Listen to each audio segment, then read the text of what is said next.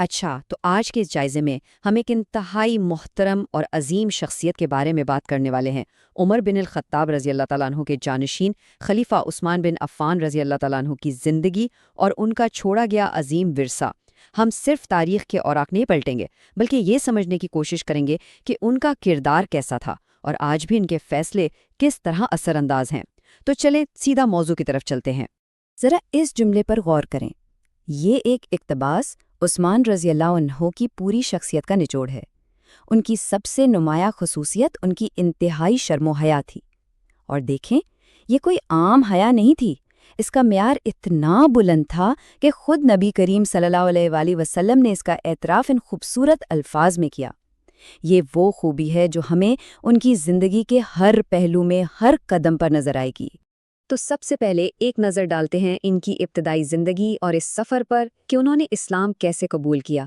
مکہ میں عثمان رضی اللہ عنہ کا تعلق ایک انتہائی امیر اور معزز خاندان سے تھا۔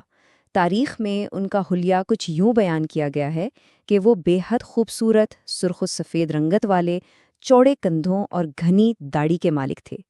لیکن اتنی دولت اور وجاہت ہونے کے باوجود وہ اپنی نرم مزاجی اور شرم و حیا کے لیے مشہور تھے۔ اسلام لانے سے پہلے بھی پورے معاشرے میں ان کی ایک زبردست عزت تھی۔ اب یہاں ایک بہت ہی دلچسپ موڑ آتا ہے۔ ان کی ملاقات ابو بکر الصدیق رضی اللہ عنہ سے ہوتی ہے، جو انہیں بتاتے ہیں کہ ایک نئے نبی آئے ہیں جو لوگوں کو صرف ایک اللہ کی عبادت کی دعوت دے رہے ہیں۔ ایک سچے متلاشی کی طرح عثمان رضی اللہ عنہ کے دل میں فوراً تجسس پیدا ہوا۔ انہوں نے پوچھا کہ وہ نبی کون ہیں، اور جب انہیں بتایا گیا کہ وہ محمد بن عبداللہ ہیں تو انہیں یہ بات دل سے سچی لگی۔ اور پھر قسمت دیکھیں، وہیں ان کی ملاقات براہ راست نبی کریم صلی اللہ علیہ وآلہ وسلم سے ہو جاتی ہے۔ نبی صلی اللہ علیہ وآلہ وسلم نے بالکل سیدھے سادھے الفاظ میں انہیں دعوت دی اور کہا کہ میں تمہیں ایک اللہ کی طرف بلاتا ہوں۔ یہ پیغام سیدھا ان کے دل میں اتر گیا۔ بغیر کسی ہچکچاہٹ کے بالکل فوراً عثمان رضی اللہ عنہ نے گواہی دے دی کہ یہ دعوت سچی ہے۔ اب ہم بات کریں گے ان کے ایک بہت ہی خاص لقب کے بارے میں، ذو النورین، جس کا مطلب ہے دو نوروں والے۔ اس لقب کے پیچھے ایک پوری کہانی ہے۔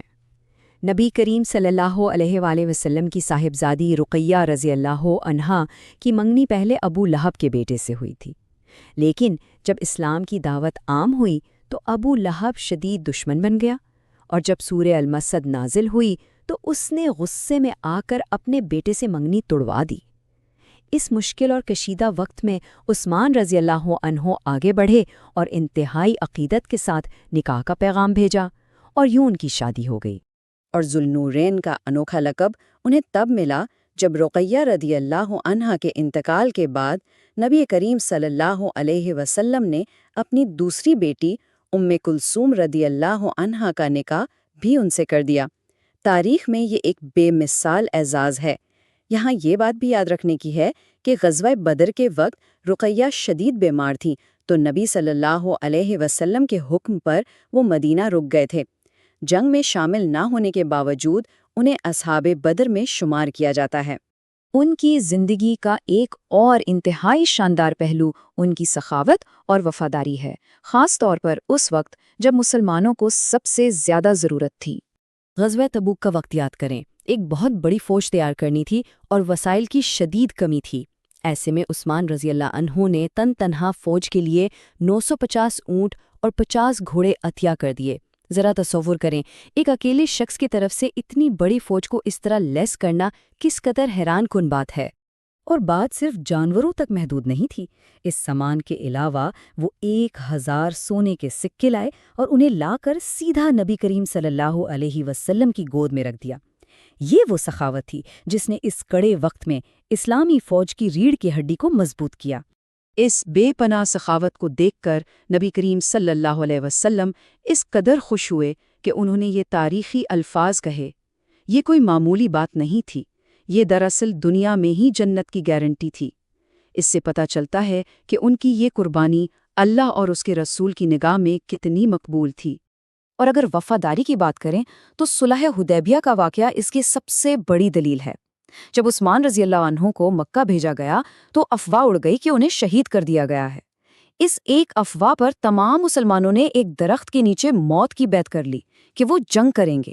اسے بیعت رضوان کہتے ہیں۔ یہ واقعہ ثابت کرتا ہے کہ پوری مسلم کمیونٹی کے لیے ان کی جان کس قدر قیمتی تھی۔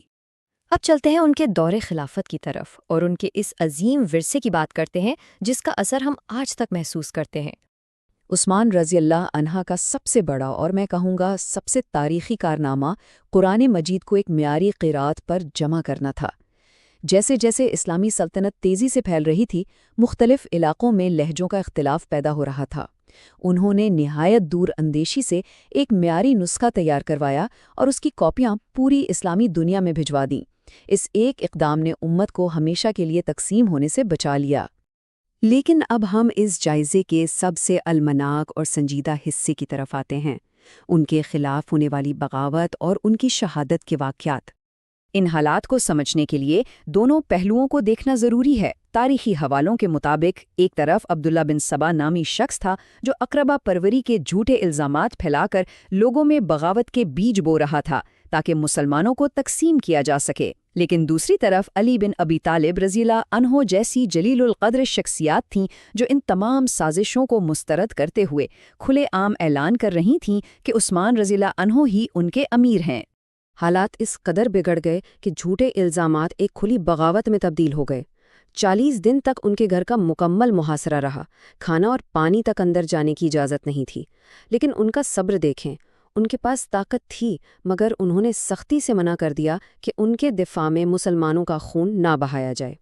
شہادت سے صرف ایک رات پہلے اس شدید محاصرے کے دوران انہیں خواب آتا ہے۔ خواب میں نبی کریم صلی اللہ علیہ وآلہ وسلم ابو بکر اور عمر رضی اللہ عنہم ان سے کہتے ہیں کہ آج رات ہمارے ساتھ روزہ افطار کرنا۔ ذرا سوچیں، اس شدید مشکل اور تکلیف کے وقت میں اس بشارت نے ان کے دل کو کتنا سکون بخشا ہوگا۔ جمعے کی صبح روزے کی حالت میں جب وہ اسی قرآن کی تلاوت کر رہے تھے جسے انہوں نے یکجا کیا تھا، باغیوں نے انہیں بے دردی سے شہید کر دیا۔ لیکن سوچنے کی بات یہ ہے، وہ بغاوت، وہ فتنہ تو تاریخ کے پنوں میں کہیں دفن ہو گیا، مگر ان کی سب سے بڑی خدمت، ان کا مرتب کردہ وہ متحد قرآن آج بھی دنیا کے ہر کونے میں پڑھا جا رہا ہے۔ کیا ان کا یہ عظیم ورثہ ان تلواروں سے کہیں زیادہ طاقتور اور پائیدار ثابت نہیں ہوا جنہوں نے ان کی جان لی؟ یہ وہ سوال ہے جو ہمیں ان کے حقیقی مقام کو سمجھنے کی دعوت دیتا ہے۔